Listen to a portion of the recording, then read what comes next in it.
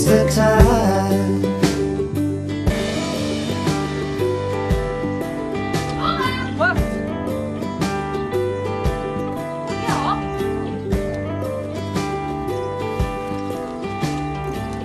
Can I remind you that this particular part of your benefits is called Job Seekers Allowance? That means you have to actually be seeking a job. Hi Mrs Tipton, welcome to Sedgley Plastics, and I'd like to kick off by asking if you've got any experience at all of the plastic injection moulding industry. No. There ain't no job. There are jobs. I've got a computer full of them. I don't like computers. IT skills? No. I have applied. Right. But they're not really realistic, are they? I mean, the chances are you're not going to get interviews for these jobs. Well, that ain't my fault. Right. To be a vet, Mrs Tipton, you actually have to have qualifications. Ever done any photocopying? No. Are you willing to learn? Bus driver? You can't actually drive, can you? No. Right, so why did you apply for that? Well, then prejudice. Lazy cow syndrome is a bit of a dilemma in the medical profession, if I'm honest. We're scientists, you know, we like to understand things, to label them and to find cures. The therapist's been a real good help to him, you know. But I mean, he's been off for 3 months. He's been off with depression. Mom, can I get a new phone? You've just had one. Trojan flushed it in the loo. Why? I don't do it on purpose. That's what you said about the cat. Troj gave the cat drugs. Then it committed suicide. It slipped off the roof. Troj, cats don't slip off roofs unless they're off their heads. But it was my cat any road. That don't give you the right to kill it. I didn't kill it. Mother, will you tell her? Don't throw you two. Tange, it was an old cat. It was an alive cat. For God's sake, I'll nick you another one. Won't be like Minxie. Better than Minxie. In what way? Well, it'll be alive for a start. The kids, they've been really supportive. I mean, my eldest, Trojan, has just had a beautiful kid, Taser. And I mean, it all helps, don't it? Bringing in a bit of income when you've got mouths to feed. Shall I fill it up with water? Go and ask your auntie Tammy.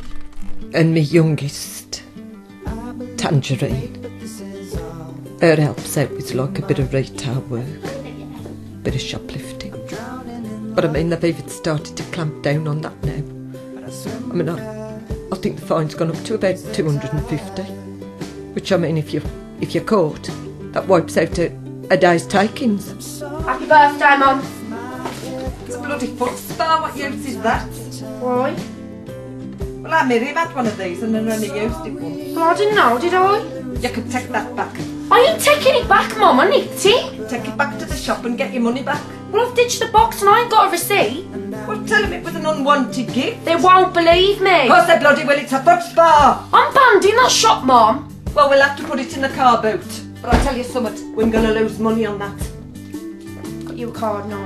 I believe in love, but this is all. Well, don't get all upset. I written it. I'm really proud of Tange. Because there's like the first of our generation to be awarded special educational needs. It's simply unacceptable that in the 21st century that the Ofsted report of an otherwise satisfactory school like Sandwell Permanent High should be damaged by the performance of students who simply need an appropriate acronym. I mean, the school tested her for dyslexia. Yeah, they asked me to spell dyslexia. Like, duh. I went to see her get a certificate. And I was really proud.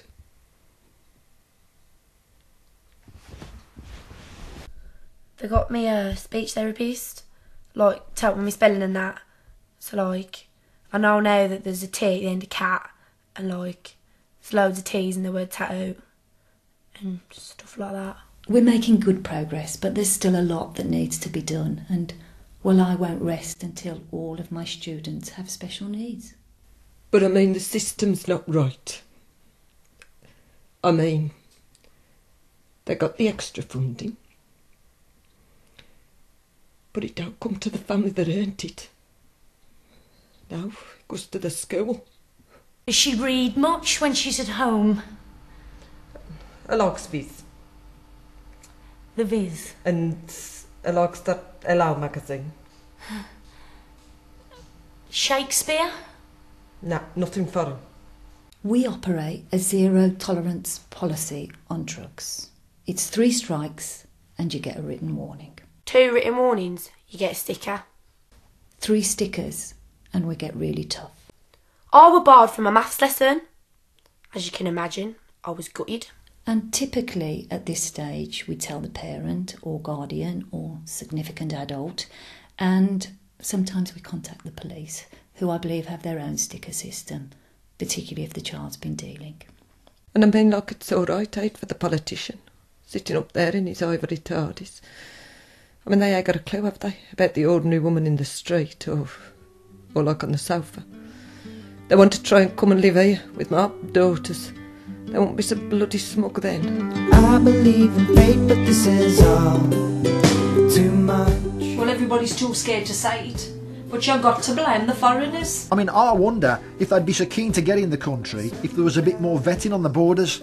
Get the old marigolds out. You can't say that these days. you can't say that. No, you can't. You only have to open your mouth and you're accused of being a rapist. No, but I mean, look, we all know we're living in the 20th century. Yes. Like in a diverted and multifunctional society. Well, I ain't got a problem with that. No. I mean, I think it's great that you've got the Indians down the road. The Indian restaurant down the road. And the Chinese. Yes, and I mean, you can't expect them to commute, can you? And I need you all the time.